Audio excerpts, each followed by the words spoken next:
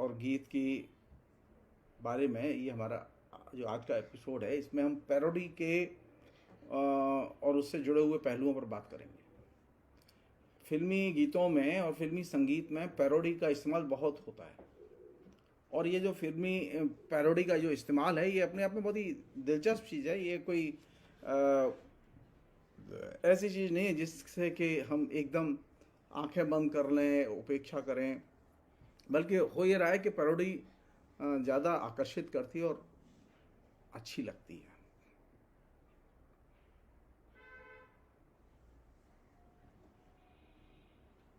मैं उन लोगों में से नहीं हूँ जो पैरोडी को गंभीरता से नहीं लेते। पैरोडी को उसी तरह से गंभीरता से लिए जाना चाहिए जैसे ओरिजिनल चीज़ों को लिए लेते हैं हम,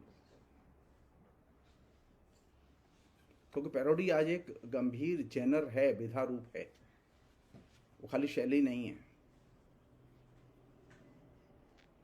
पैरोडी की एक साहित्यिक परंपरा भी रही है। संस्कृत वाले तो पैरोडी में मास्टर रहे हैं।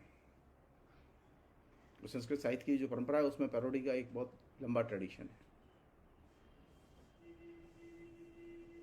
पैरोडी की जो विधागत विशेषता है वो ये है कि वह पराश्रित या परजीवी, व्युत्पन्न, स्वचेतन, प्रबोधात्मक और आत्म प्रतिबिंबात्मक विधा है। इसमें आलोचनात्मक अंतराल बनाए रखकर पुनरावृत्ति होती है। यह विडंबनापूर्ण है, इससे खेला जा सकता है। कुछ चिंतक यह भी मानते हैं कि पैरोडी की सृजनात्मक भूमिका होती है, खासकर फिल्मी संगीत की दुनिया में पुराने संगीत रूपों की नकल करके उन्हें नए रूप में पेश करके आधुनिक संगीत चेतना बनाने में इससे मदद मिलती है। पैरोडी के द्वारा ही संगीत चेतना का रूपांतरण, समावेशन और गहराई में प्रवेश संभव हुआ है। ये जो इंटरटेक्चुअलिटी यानी अंतर संदर्भगतता, जो अंतर्वर्ती संदर्भगतता जो इसकी एक विशेषता है, इस इंटरटेक्चुअलिटी का पैरोडी में बहुत बड़े पैमाने पर इस्तेमाल होता है। इसी के कारण यह नए को समाहित और पुनरुत्पादित करने में सफल हो जाती है। जो लोग पैरोडी के गाने चुनते हैं, लिखते समय पैरोडी का इस्तेमाल करते हैं, वे लोग नए को भी समाहित और समायोजित करते हैं।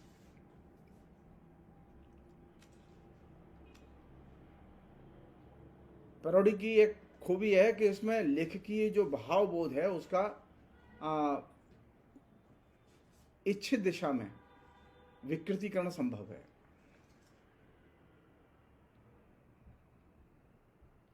या हम ये कहें पैरोडी में इच्छित क्षण को उभारा जा सकता है।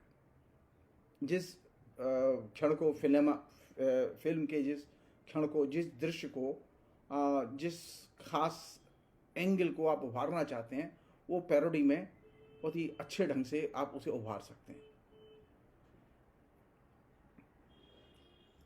पैरोडी की ब्यूटी है कि पैरोडी परंपरा से एकदम विच्छिन्न होती है, उसमें परंपरा का कोई अंश नहीं होता। पाठ के मूल संदर्भ और उससे जुड़ी हुई चीजों के संदर्भ से काटकर उसका विकास किया जाता है। तो पैरोडी के रूप में लिखे गए जो फिल्मी गाने हैं, वे गाने हमें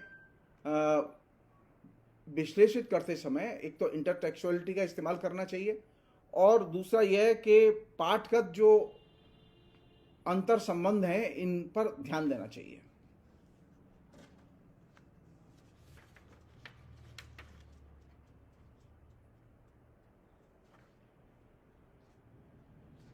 पैरोडी में यह भी संभव है कि निष्क्रिय, वैविध्यपूर्ण एवं द्व्यर्थी प्रयोग किए जाएं, और हिंदी सिनेमा तो भरा पड़ा है, मराठी सिनेमा में तो द्व्यर्थी प्रयोगों का बहुत ही बड़े पैमाने पर इस्तेमाल होता रहा है। दादा कोंडके इसके आइडियल रहे हैं। पैरोडी को समझने का अर्थ है संप्रेषण की प्रक्रिया को समझना। हमारे यहाँ फिल्मी गीतों में कौन सा गीत पैरोडी है, ये तो अभी हमने डिस्कस ही नहीं किया है। हमारे अंतर्वस्तु की व्याख्या होती है। तो ये पैरोडी का जो संदर्भगत उत्पादन है वह पाठ के साथ युग के संबंध को निश्चित बनाता है। जैसा कि मैंने आपसे शुरू में कहा था कि पैरोडी जो ओरिजिनल है उससे भी ज्यादा सुंदर होती है, क्योंकि इसमें वास्तविक समस्याओं और वास्तविक परिस्थितियों पर गंभीर वर्णन मिलता है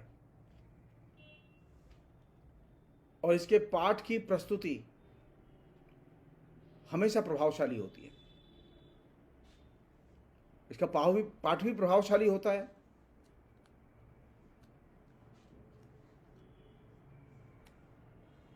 इसकी जो सबसे नकारात्मक चीज़ है वो ये कि यह सिर्फ स्वयं को संतुष्ट करती है और नार्सिस्ट होती है।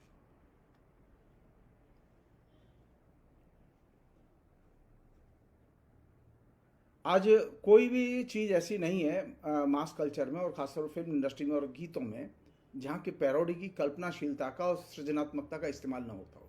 इसलिए इस पैरोडी एज ए जेनर उसकी ताकत को हम लोग समझें। अभी तक हम लोग पैरोडी को एक स्टाइल के तौर पर लेते रहे। पैरोडी एक स्टाइल नहीं है बल्कि एक जेनर है। आम लोगों के दृष्टिकोण, संवेदनशीलता, मानवीय संबंधों, संस्कारों और मूल्यबोध, इनको निर्मित करने में पैरोडी की बहुत महत्वपूर्ण भूमिका होती है।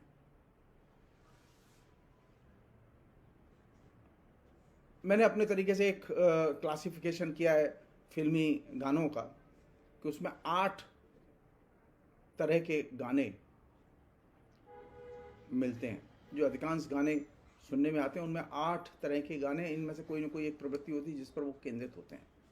मसलन पहली प्रवृत्ति है उल्लास की, दूसरी प्रवृत्ति है प्रेम की, तीसरी प्रवृत्ति है एकता की, तीसरी प्रवृत्ति है सुंदर अतीत और सुंदर भविष्य की परिकल्पनाओं की, पांचवी जो प्रवृत्ति है वह प्रकृति वर्णन और सामाजिक भावनाओं की अभिव्यक्ति की, छठी प्रवृत्ति है जिसमें कि एब्सर्डिटी, अर्थहीनता बड़े पैमाने पर मिलती है, सातवीं प्रवृत्ति है जिसमें स्वपीड़न और परपीड़न ये दोनों मिलते हैं, और आठवीं प्रवृत्ति है धार्मिक आस्था की।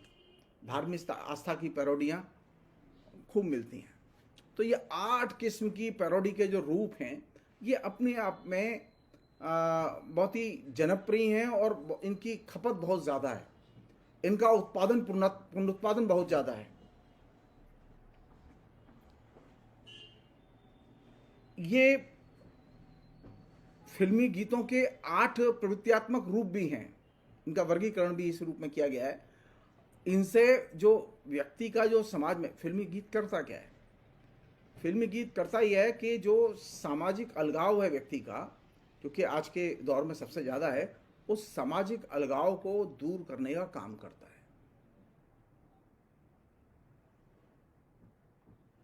जो लोगों के अंदर जो इमोशनल जो एक तरह से बैंक्रप्सी है या अभाव है या दरिद्रता है, उस भावनात्मक जो दरिद्रता है, अभाव है, उसे दूर करने में फिल्मी गाने बहुत हद तक मदद करते हैं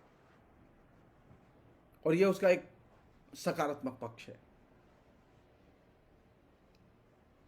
खासतौर पर उन गानों में जिनमें उल्लास का तत्व सबसे ज्यादा होता है, वहां यह प्रवृत्ति बहुत पावरफुल ढंग से व्यक्त होती है।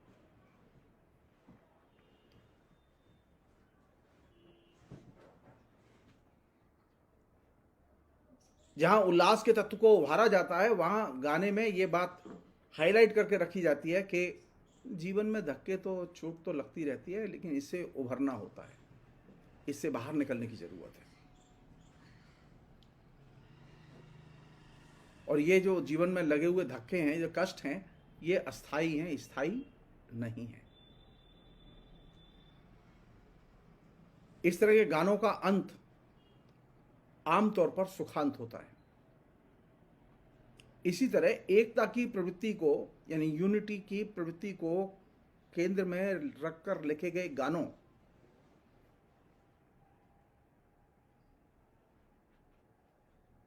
में राष्ट्रीय एकता मिलेगी, सामाजिक एकता मिलेगी, बंधुत्व मिलेगा, समानता मिलेगी। उल्लास और एकता की प्रकृति के गानों के बीच में जो चीज काम करती है, उनके कम्युनिकेशन के जरिए काम करती है, वह यह है कि वे जनता के मन को बहुत उद्वेलित करते हैं। अनेक शानदार गाने हैं जो कि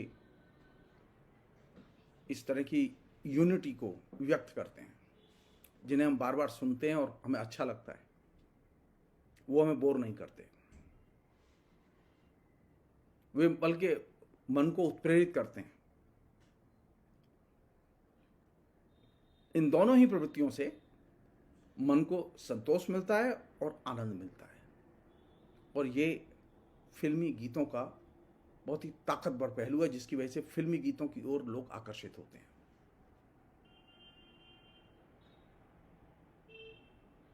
और ये चीज उल्लास और एकता, इन दो प्रवृत्तियों पर लिखे गए गानों में ये साफ तौर पर देखी जा सकती है।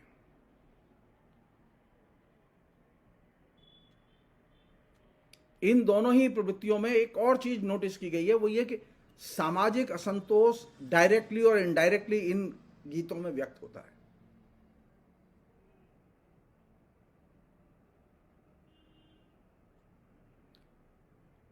इसका जो सबसे नेगेटिव पक्ष है वो ये कि ये अपने ही हाथ से अपनी पीठ थपथपाने वाला काम भी है। जो सहमत हैं उन्हीं को ये सहमत करती है ये प्रवृत्ति। मसलन जो राष्ट्रीय एकता से सहमत नहीं है उनको ये गाने आकर्षित नहीं करते, बल्कि उन्हें खराब लगते हैं। जो धार्मिक सद्भाव को पसंद नहीं करते उनको ये गाने खराब लगते हैं। ये गाने किनको अच्छे लगते हैं? ये गाने उनको अच्छे लगते हैं जो धार्मिक सद्भाव को पसंद करते हैं। तो ये एक तरह से अपने ही हाथ से अपनी पीठ थपथपाने की कलात्मक कोशिश भी है।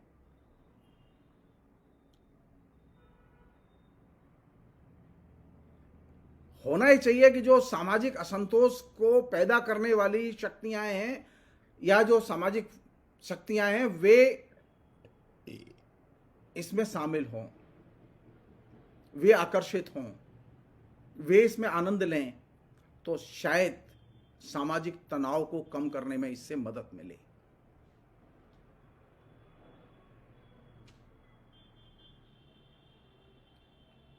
चूंकि उल्लास और एकता के तत्व स्वयं को ही आनंदित देते हैं और हम स्वयं ही अपनी पीठ थपथपाते हैं और अपनी ही जैसी विचारधारा के लोगों को वे आनंदित करती हैं और एकजुट करती हैं, ऐसी स्थिति में सामाजिक टकराव को ये एड्रेस ही नहीं कर पाती। और जब ये गाने सामाजिक टकराव को एड्रेस नहीं कर पाते तो वैसी स्थिति में सामाजिक असंतोष और ज्यादा बढ़ता है। उल्लास और एकता के गाने जितने गाए गए उससे कायदे से होना चाहिए था कि सामाजिक उल्लास और सामाजिक एकता में इजाफा होना चाहिए था, लेकिन हुआ उल्टा। सामाजिक विघटन बढ़ा और सामाजिक असंतोष बढ़ा, राष्ट्रीय एकता विखंडित हुई। क्यों? क्योंकि जो उल्लास और एकता का जो तत्व है वह तत्व अपने ही हाथों अपनी पीठ थपथपाने वाला तत्व है। इससे जो सामाजिक असंतोष के कारक तत्व हैं उनको ये अपील नहीं करता, उन्हें शामिल नहीं करता, और इसके पास में कोई रास्ता भी नहीं है कि उन्हें शामिल कैसे किया जाए।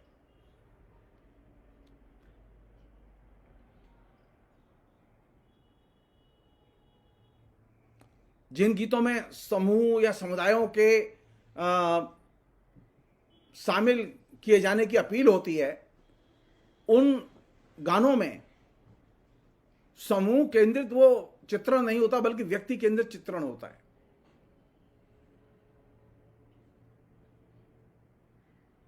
और व्यक्तियों में भी अभिजन व्यक्ति केंद्र में होता है, उसके जरिए चित्रण होता है। जबकि हम जानते हैं अच्छी तरह से अभिजन में ये क्षमता नहीं है, एलिट में ये क्षमता नहीं है कि वह सामाजिक एकीकरण को संभव बनाए।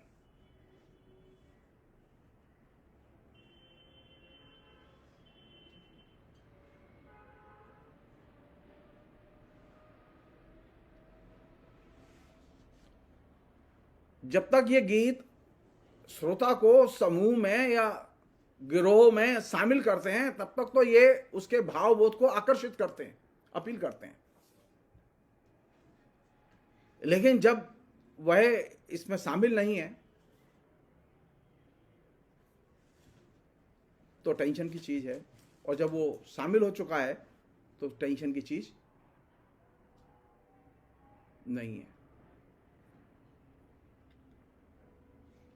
और जिन समुदायों समूहों को फिल्मी गीतों का हिस्सा बनाया जाता है वे अमूमन फिल्म में अमूर्त होते हैं, शक्लहीन होते हैं, उनकी कोई आइडेंटिटी नहीं होती। शक्ल या पहचान के या आइडेंटिटी के अभाव के कारण ये गीत श्रोता की मनोदशा को आसानी से फासिज्म की दिशा में ले जाने में मददगार भूमिका अदा करते हैं,